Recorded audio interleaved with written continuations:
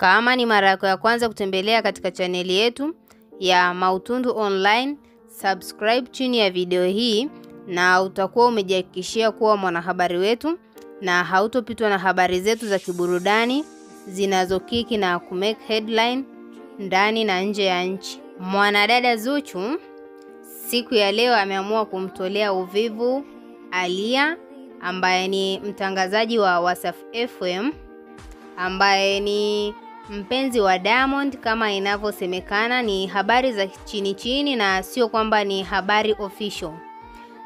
Zuchu ameamua kumuonyesha dhahiri kwamba haogopeshwi na chochote na hamuwazi kwa lolote, kwani hata yeye ni mwanamke na anatarajia kufunga ndoa.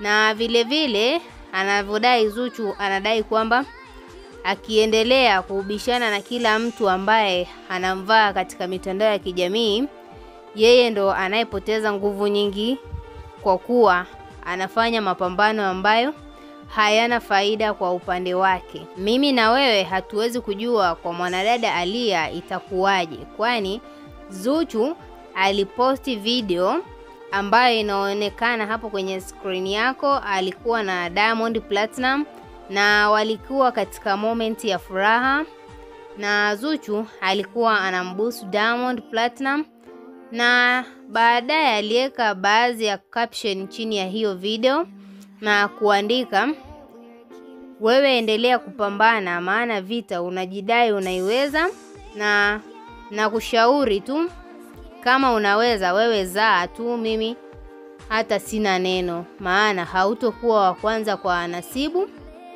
kuzaa naye.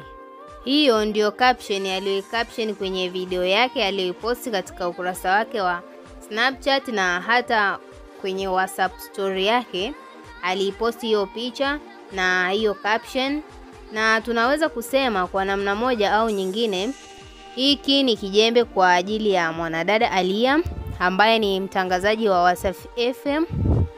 Na ikumbukwe hapo nyuma mwanadada Zuchu aliweza kumuonya mara kadhaa kwamba asiendelee kujihusisha na Diamond Platinum, na kama anataka awe na furaha ni lazima afocus kwenye kazi zake za kutayarisha kipindi na sio kuwa na mahusiano na bosi wake.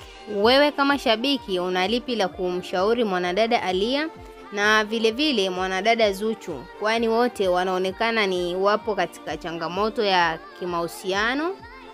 Na usisahau kutuachia maoni yako ndani ya comment section na kusubscribe kwenye chaneli yetu.